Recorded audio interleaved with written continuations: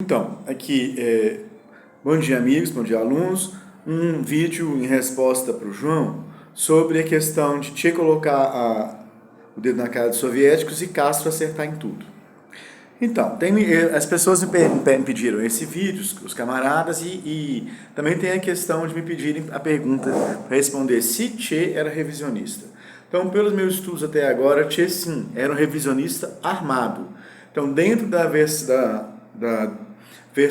linha revisionista soviética, ele queria uma vertente armada mobilizando os partidos revisionistas.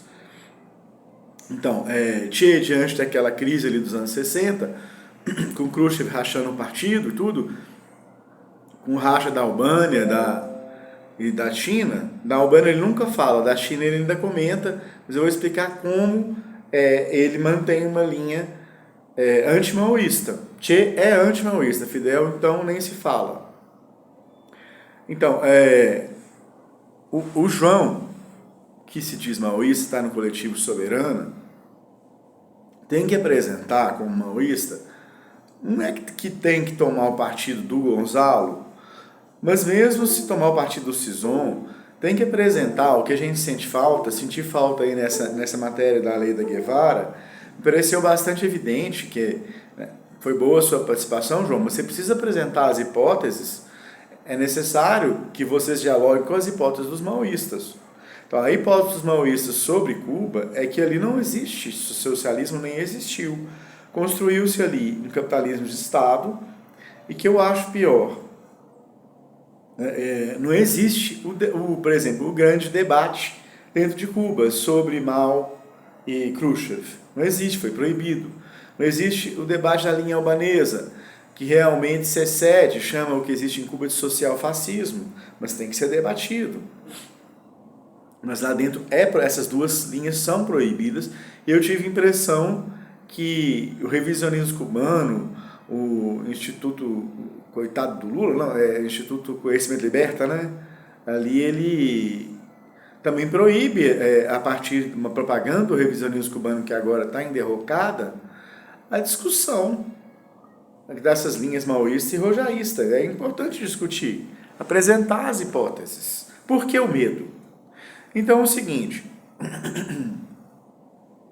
o que é o problema central da aliança do Castro e do Che com o revisionismo de linha soviética? Pode dar a eles garantia de poder construir um regime ali independente do imperialismo? Não, porque a União Soviética já era imperialista desde 56. Esse é um pilar do maoísmo. Você nega isso, você não é maoísta. A União Soviética era imperialista desde 56, quando Cuba ali, a gente chama de revolução, né, democrática entre aspas, porque eu acho que nem ela, em 59, ainda tinham pessoas que eram platistas ali. A Bambirra comenta, quer dizer, tinha pessoas que ainda defendiam, naquele governo de janeiro de 59, a invasão americana no território americano. Então, esse processo de 56 e 59 assemelha-se para nós maoístas mais a um golpe militar, não uma revolução. Eu sei que tudo dói no ouvido, é contraintuitivo, mas é a materialidade. O conhecimento dessas linhas é que é a materialidade. Então é o seguinte, sair dessa história de que, mas sem o revisionismo cubano, ali seria o Haiti, seria uma Granada. Não, mas nós precisamos ver o que o revisionismo cubano traz de consequências. O que a aliança do revisionismo cubano com a União Soviética trouxe? Pelo seguinte, em 62, já ficou evidente que o Khrushchev mostrou que, a portas fechadas, ele negociaria o destino de Cuba. Então, o Khrushchev já é um imperialista, ele dá uma guinada na política decolonial e anticolonial do Stalin e deixa claro que ele negocia zonas de influência, ele negocia os movimentos de libertação nacional com os imperialistas, como se fosse uma potência imperialista comum. Então, por que Cuba vai ficar dependente desse país que é um outro imperialismo? Então, primeira coisa, por que você vai ficar dependente de alguém que não é fiel? Outra coisa que poderia cair. Se só vai subsistir com essa dependência desse aliado, como subsistiu depois que ele caiu? E é esse ponto, poderia desmoronar. Então você tem que estar, pelo menos, se está bloqueado, pelo menos autossuficiente em alimentos. Isso é a materialidade. Outra questão que nós, maoístas, discutimos, que é a materialidade. A revolução democrática de novo tipo, que é a que transita ao socialismo, ela implica em autodeterminação, contato com suas próprias forças, independência de qualquer imperialismo. Então ali, quando se aliou com Khrushchev, já está barrada a independência econômica, aliado a um novo imperialismo. O próprio Fernando Heredia, que é castrista, um filósofo castrista que eu pesquisei no meu livro, fala em independência de novo tipo. A sociologia cubana, ela gosta muito de eufemismos, de não falar as coisas com medo, assim, com contaminação que eu achei extrema de propaganda do regime, que você e o Ian, João, estão mostrando. É importante, ali nesse programa do Eduardo Moreira, eu achei entrevista com Dias Canel, eu achei que tem propaganda do regime, temos que sair dessa.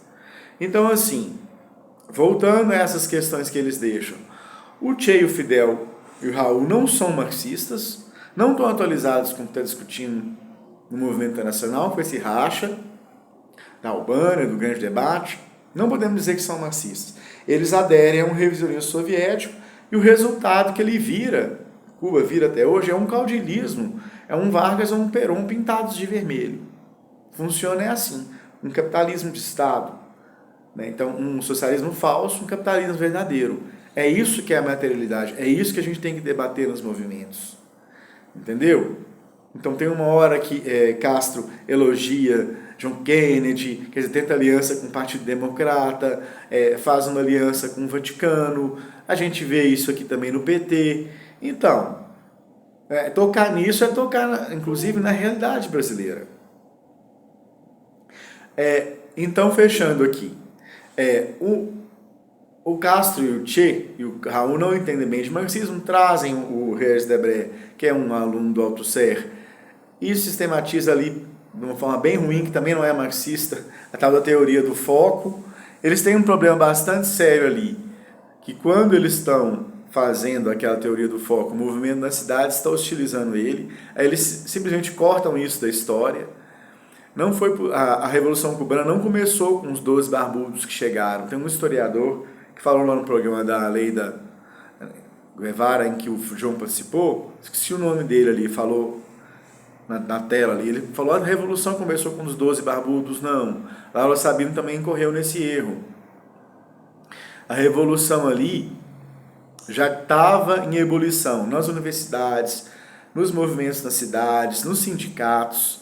Então, quando Fidel e Che instalaram aquele grupo nas montanhas, armado, já começou uma desagregação do próprio exército de Batista. Batista, inclusive, fez uma eleição, elegeu um cara que é o Aguerro e passou o poder para ele no final de 1958, e o que criou um vácuo de poder.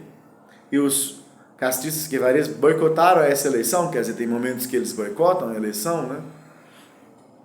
A segunda própria teoria de Che, a eleição mesmo fraudada, enquanto tiver, você não vai pegar em armas. Então, é contraditório. Mas, em suma, ali no Revolução na Revolução, eles incorporam conceitos trotskistas, é a revolução sem etapas, enfim, eles se autoglorificam. E isso é revisionismo, isso não é marxismo. Enfim, eles autoglorificam a Revolução Cubana, dizendo que não, foi um grupo bem treinado de revolucionários, com boas táticas militares, com coragem, que assume o poder assim. Eles dão uma explicação, um pequeno motor que liga o grande motor, que são as massas.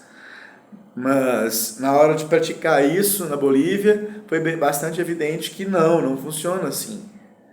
Tem uma conjuntura específica de Cuba que possibilitou que esse pequeno grupo armado chegasse ali e já fosse acompanhado dos movimentos nas cidades. Então, logo eles chegaram no final de 56, no início de 57, o Diretório Revolucionário faz uma ação contra o Palácio Presidencial. E em decorrência dessas ações, uns tempos depois, vão morrendo o Echeverria e o Frank País, que são liberais católicos, mas que tomam armas, né? Os social-democratas radicalizados ali. Importantes líderes que morrem nessa luta armada nas cidades. E se esse movimento armado na universidade, nos sindicatos, nas cidades, não tivesse bastante radicalizado ali, até atacando o Palácio Presidencial, tropas de Batista esmagariam o foco nas montanhas. Entendeu? Então, assim, a sistematização que Castro, Che e Fidel fazem na Revolução, o foquismo, ele não é marxismo, ele é errado. Tem mais pontos além desses que eu falei. Mas, em suma, eles se autoglorificam, colocam de uma forma caudilista ali um grupo de super-heróis, de iluminados, que consegue conduzir as massas. Depois, abandonado o foquismo, não há uma autocrítica, passa-se ao bolivarianismo, que é apoiar um setor da oligarquia, não é marxismo também. Enfim, essas discussões que eu trago é que são a materialidade. Falou?